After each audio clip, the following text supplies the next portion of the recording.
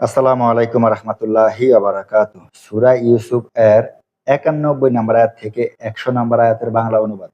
তারা বলল, আল্লাহর কসম, আমাদের চেয়ে আল্লাহ তোমাকে পছন্দ করেছেন এবং আমরা অবশ্যই অপরাধী ছিলাম। তিনি বললেন, আজ তোমাদের বিরুদ্ধে কোনো অভিযোগ নেই। আল্লাহ তোমাদেরকে ক্ষমা করুন, তিনি সব মেহেরবান থেকে অধিক মেহেরবান।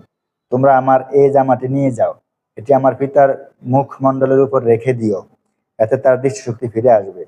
আর তোমাদের পরিবারবর্গের সবাইকে আমার কাছে নিয়ে এসো। যখন কাফেলা রওনা হলো, তখন তাদের পিতা বললেন, যদি তোমরা আমাকে অপকৃতিস্থ না বলো, তবে বলি, আমি নিশ্চিত রূপে ইউসুফের গন্ধ পাচ্ছি।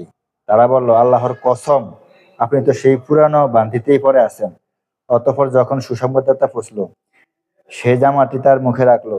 অমনি তিনি দৃষ্টিশক্তি ফিরে পেলেন। তিনি বললেন, আমি কি তোমাদেরকে বলিনি যে আমি আল্লাহর পক্ষ থেকে যা জানি তোমরা তা জানো না? তারা বলল, হে আমাদের পিতা, আমাদের পাপের ক্ষমা প্রার্থনা করুন, নিশ্চয়ই আমরা অপরাধী ছিলাম। তিনি বললেন, সত্তরই আমি আমার পালনকর্তার কাছে তোমাদের জন্য ক্ষমা চাইব, নিশ্চয়ই তিনি ক্ষমাশীল দয়ালু। অতঃপর যখন তারা ইউসুফের কাছে পৌঁছলো, তখন ইউসুফ পিতা মাতাকে নিজের কাছে জায়গা দিলেন এবং বললেন, আল্লাহ সায়ন্ত শান্তচিত্তে মিশরে প্রবেশ করুন।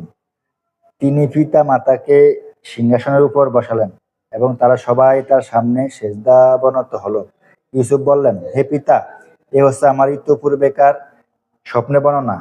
আমার পালনকর্তা একে সত্যে পরিণত করেছেন এবং তিনি আমার প্রতি অনুগ্রহ করেছেন, আমাকে জেল থেকে বের করেছেন এবং আপনাদেরকে গ্রাম থেকে নিয়ে এসেছেন।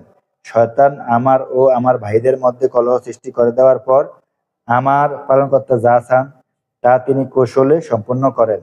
নিশ্চয়ই তিনি সর্বজ্ঞ ও প্রজ্ঞাময়। আসসালামু আলাইকুম আ রহমতুল্লাহি আ বারাকাতুহু।